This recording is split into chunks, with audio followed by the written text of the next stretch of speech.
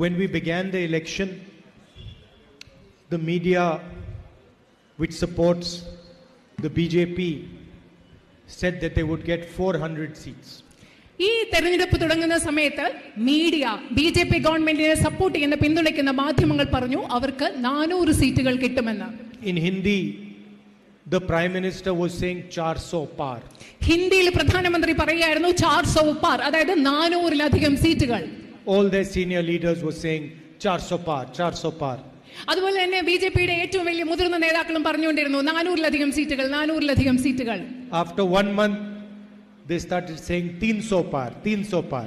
പക്ഷേ ഒരു മാസത്തിന് ശേഷം ഈ 400-ലധികം സീറ്റുകൾ വിട്ട ശേഷം അവർ പറയാൻ തുടങ്ങി 300-ലധികം സീറ്റുകൾ, 300-ലധികം സീറ്റുകൾ. After some time, 200 par, 200 par.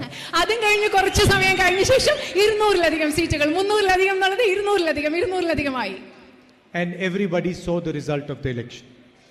എന്നിട്ട് ഇതെല്ലാം പറഞ്ഞ ശേഷം നമ്മൾ എല്ലാവരും തെരഞ്ഞെടുപ്പിന്റെ ഫലം നമ്മൾ കണ്ടതാണ്. This was not a normal election. ഈ തെരഞ്ഞെടുപ്പ് എന്ന് പറയുന്നത് സാധാരണ ഒരു തെരഞ്ഞെടുപ്പായിരുന്നില്ല. The India Alliance had the entire media against them. India സഖ്യത്തിന് ഈ മുഴുവൻ മാധ്യമങ്ങൾ India സഖ്യത്തിനെതിരായിരുന്നു. The CBI, the ED, the Enforcement Directorate, the entire administration was against us. ഇതുപോലെ CBI, രാജ്യത്തെ എൻഫോഴ്സ്മെന്റ് ഡയറക്ടറേറ്റ്, ഇൻകം ടാക്സ് തുടങ്ങിയ എല്ലാ സംവിധാനങ്ങളും, എല്ലാ ഭരണ സംവിധാനങ്ങളും ഇന്ത്യ മുന്നണിക്കെതിരായിരുന്നു ഈ തെരഞ്ഞെടുപ്പിൽ. The Election Commission designed the election to suit the Prime Minister's needs. പ്രധാനമന്ത്രിയുടെ ആവശ്യങ്ങൾക്ക് തൃപ്തികരമായ രീതിയിലാണ് ഈ ഇലക്ഷൻ കമ്മീഷൻ ഇലക്ഷൻ രൂപകൽപ്പന ചെയ്തത് തന്നെ പ്രധാനമന്ത്രിയുടെ താല്പര്യങ്ങൾക്കനുസരിച്ചാണ്. Months of campaigning and the final election in Varanasi. മാസങ്ങൾ നടന്ന പ്രചരണത്തിന് ശേഷമാണ് അവസാനം വാരണസിയിൽ തെരഞ്ഞെടുപ്പ് നടന്നത്. അങ്ങനെയാണ് ഇലക്ഷൻ കമ്മീഷൻ അത് ചിട്ടപ്പെടുത്തിയത്. The plan was a big drama. ഈ പദ്ധതി എന്ന് പറയുന്നത് ഒരു വലിയ നാടകം ഈ തെരഞ്ഞെടുപ്പ് കാലത്ത് നടത്തുക എന്ന വലിയ പദ്ധതിയാണ് ഇതിന് പിന്നിൽ ഉണ്ടായിരുന്നത്. Where in the end the Prime Minister's election would take place in Varanasi. അവസാനം പ്രധാനമന്ത്രിയുടെ തെരഞ്ഞെടുപ്പ് വാരണസിയിൽ നടക്കും. അങ്ങനെയാണ് ഇത് ചിട്ടപ്പെടുത്തിയത്.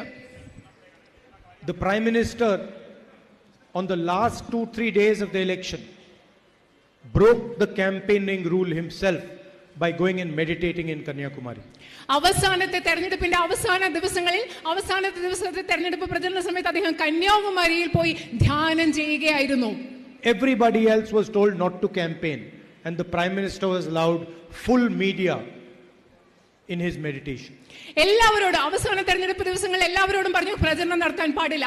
പക്ഷേ പ്രധാനമന്ത്രിക്ക് മാത്രം ഈ രാജ്യത്തെ മുഴുവൻ മാധ്യമങ്ങളും അദ്ദേഹത്തിന്റെ അടുത്ത് അവരുടെ സാന്നിധ്യം ഉണ്ടായിരുന്നു.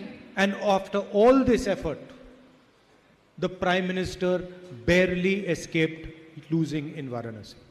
പക്ഷെ നിങ്ങൾക്കറിയോ ഇതെല്ലാം ചെയ്തതിന് ശേഷം പ്രധാനമന്ത്രി വാരണസിയിൽ കഷ്ടിച്ചാണ് രക്ഷപ്പെട്ടത്. അദ്ദേഹം അവിടെ പരാജയപ്പെട്ടനെ. In fact, the BJP lost in Ayodhya. അത് മാത്രമല്ല ബിജെപി അയോധ്യയിലും പരാജയപ്പെട്ടിരിക്കുന്നു എന്നത് നിങ്ങൾ മനസ്സിലാക്കണം. They lost in Uttar Pradesh. അവർ ഉത്തർപ്രദേശിൽ പരാജയപ്പെട്ടു. And they lost because they were attacking the very idea of India.